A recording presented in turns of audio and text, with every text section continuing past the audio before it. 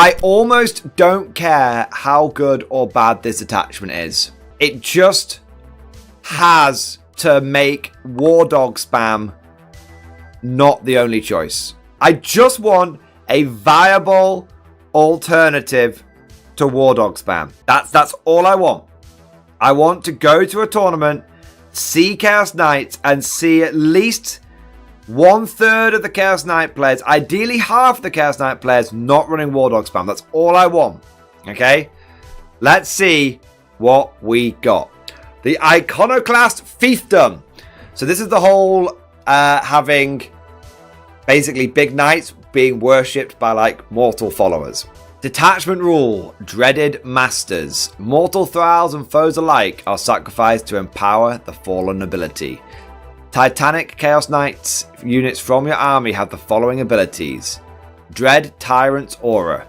While a friendly damned unit is in 9 inches of this unit, each time model in that unit makes an attack, reroll a hit roll of 1 and reroll a wound roll of 1. Ooh, that's cool. So big knights. So before we even go any further, you cannot use War Dogs here. You cannot use War Dogs here. Titanic Chaos Knights. Correct me if I'm wrong, chat, but War Dogs are not Titanic. So I'm getting good. I'm feeling it just a little bit. Like I'm getting hope. Chaos Knight units from your army have the following abilities. Dark Sacrifice. Each time a Chaos Knight unit with this ability is selected to shoot or fight, it can make a Dark Sacrifice. If it does, select one damned unit within 6 inches. The damned unit must pass a leadership test. If passed, destroy D3 models in that damned unit. If failed, destroy D3+3! Oh my god, models in that damned unit. In either case, then select one of the following abilities for your Chaos Knight units. Weapons to have until the end of the phase. Lethal hits or sustained hit. You could lose like over half a squad. That's pretty cool. That feels like genuinely that feels better than the Chaos Knight detachment at the moment. Because the current Chaos Knight detachment is like, ooh, spooky knights, we're a little spooky. Minus to your leadership. Oh no, you brought 1 30-point commissar and invalidated our entire army rule. You know what I mean? Like, it felt like there was a lot of ways. Yeah, Battle Shock is pretty unimpactful.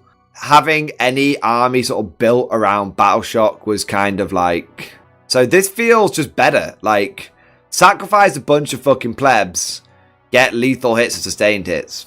It does kind of... I am a little worried though, because that's any Chaos Knight unit. So I am definitely... I feel like swinging back to War Dog spam there a little bit. Like, let's take, like, instead of taking 13 War Dogs, let's take, like, 11. And then a bunch of shit-munching cultists. And then basically just have all the War Dogs with lethal hits. Would you like 6 Brigands with lethal hits, my lord? Yeah. Azu39 has literally landed on the same thing as me. Brigands with lethal hits is going to be popular. No! The War Dog spam is back! No! You can include damn units in your army. See Codex Care Space Marines. The combined points cost such unit depends on your battle size. Strike force 500 points. Okay. How expensive are damned units? I'm guessing they're not too bad. Yeah, I think the Dark Commune could be good. I'm feeling like if you're really only focused on like boosting the knights, then you're just gonna take the minimum number. Like you're probably gonna take like 6 units. I feel like you're probably gonna take like a few units of like cultists. You could probably just take like 6 units of cultists, 300 points, and then just have fuckloads of War Dogs. So you're not really gonna benefit from this at all. You're really just looking at War Dog spam plus cultist.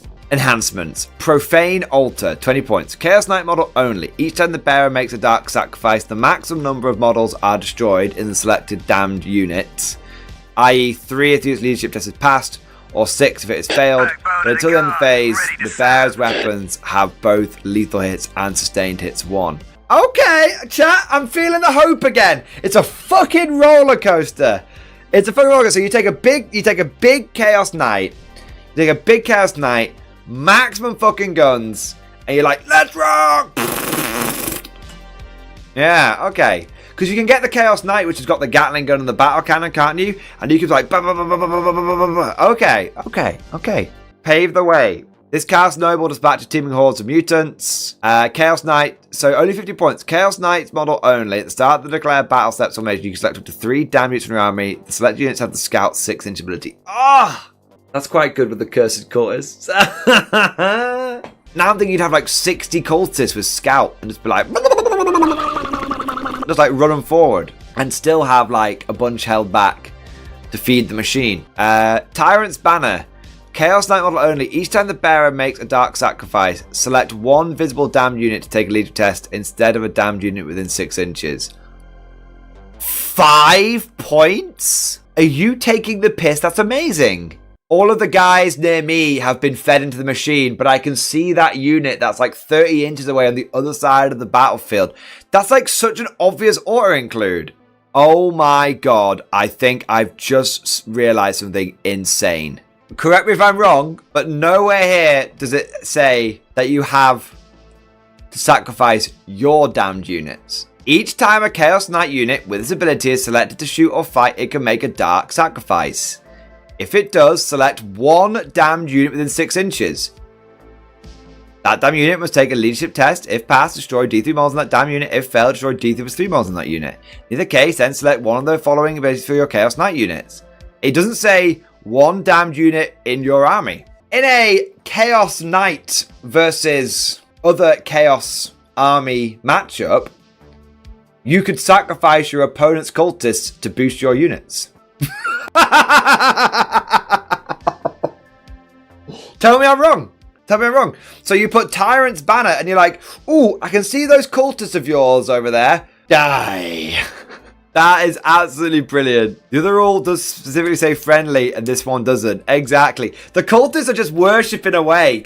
They're worshipping away. They're like, it's a fucking big night. Yeah, I'll worship it. No problem. I guarantee you that is going to get FAQ'd. I guarantee it's going to get FAQ'd, all right? But it is absolutely hilarious. I cannot believe that you can sacrifice someone else's fucking cultists. That's actually hilarious. Diabolical Resilience. Chaos Knight model only. The bearer has the 6-up feel no pain ability, and you can ignore any more modifiers to its move characteristic and or to any advance and charge made for it. That's pretty good.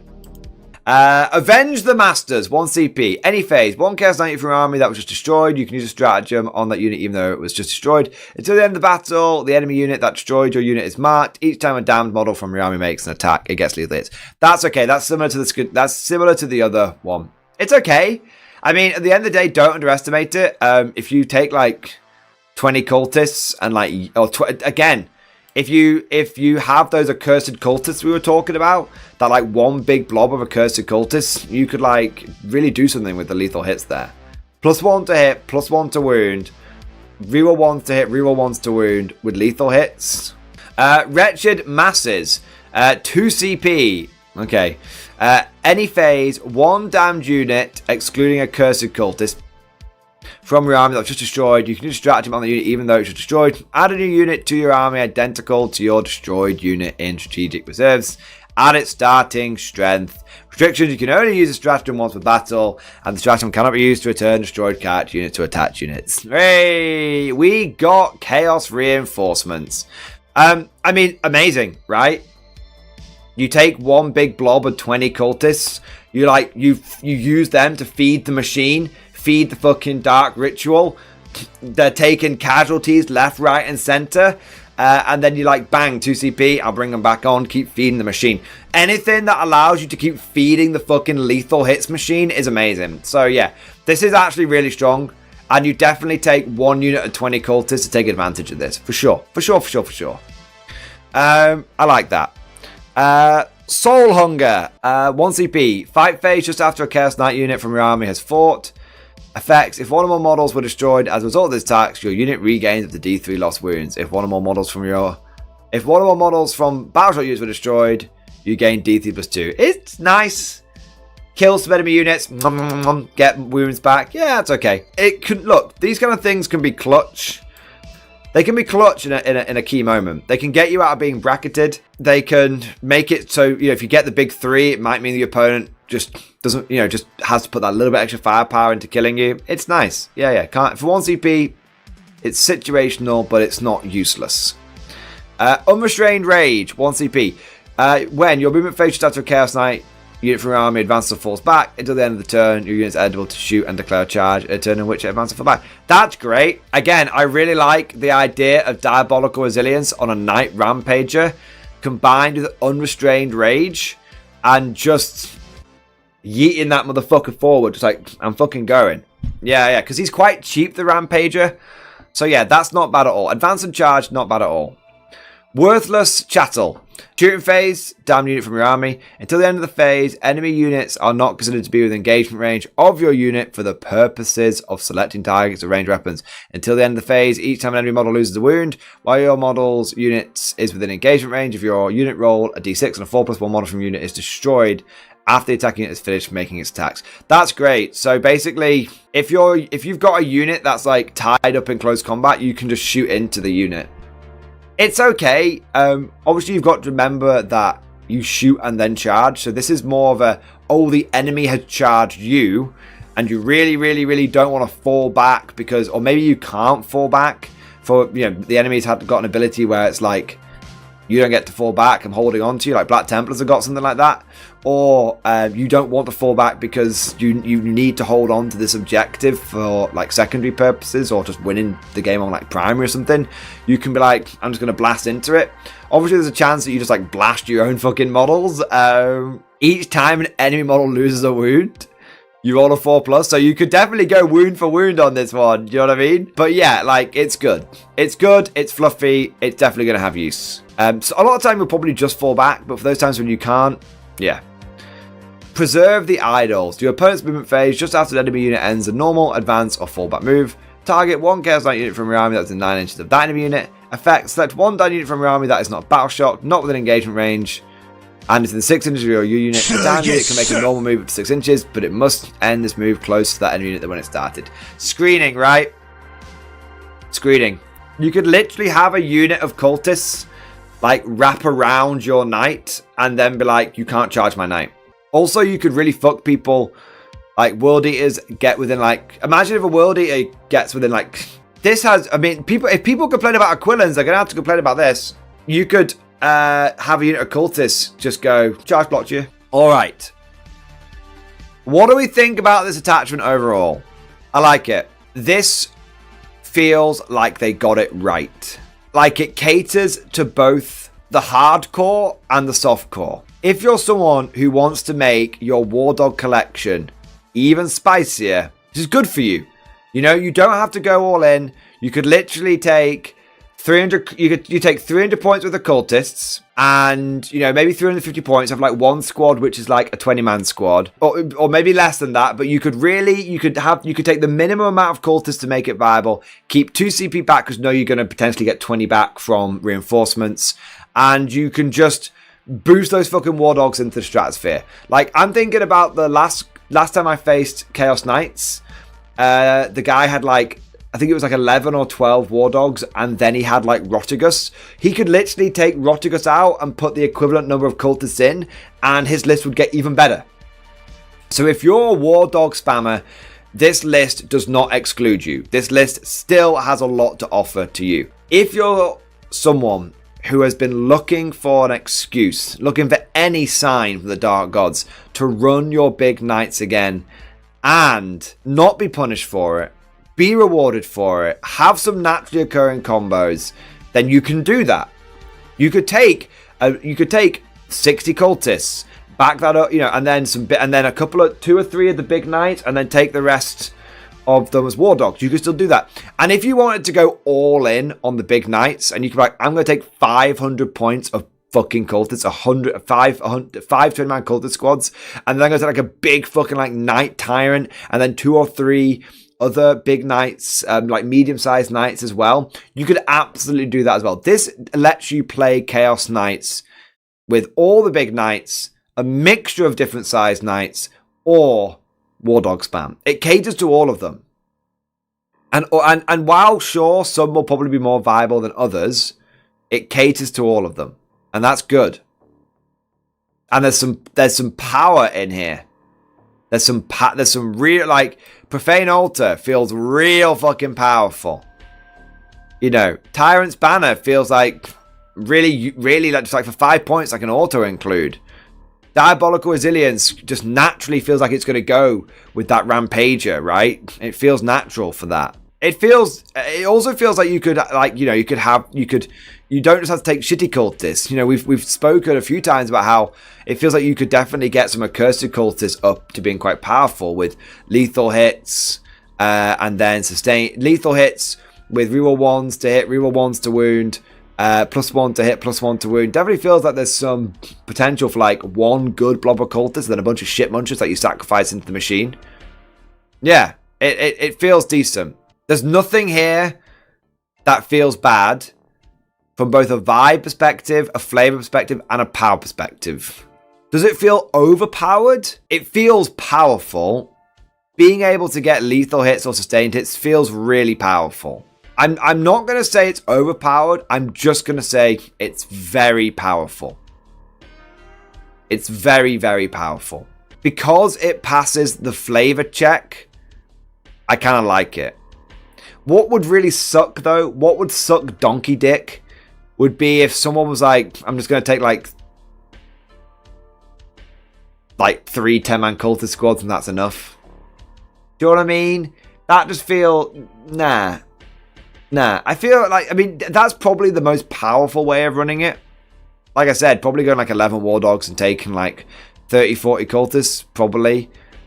That's probably the most powerful way of running it. That, though, I think would definitely spoil it a little bit. But it's hard to begrudge people for trying to take things past. I think if people did that, it would probably be a bit overpowered. I'm hoping that it will encourage people to take some big knights, but I'm expecting people to take it in a dirty way, but I'm hoping that we see at least briefly some big knights stomping around. That's my hot take on it. I think all this really, if I'm being cynical, I think all this really does is make War Dog spam even more overpowered. If I'm being hopeful, I hope that we see some big knights running around.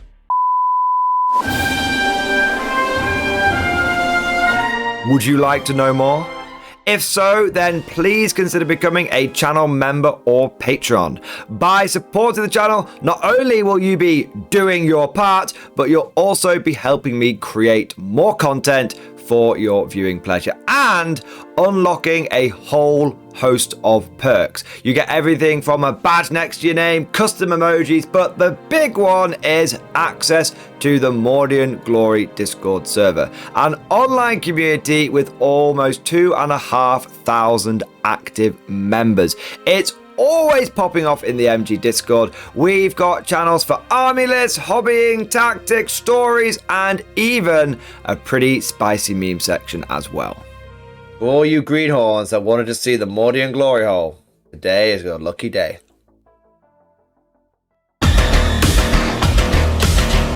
And joking aside, I do want to say a massive thank you to all of the current channel members and patrons. You guys are amazing. Truly the lifeblood of the channel. I could not do Mordian Glory full-time without the incredible and generous support of my members. So thank you guys so much. And last but certainly not least, I want to say a personal thank you to all of my top tier Patreons.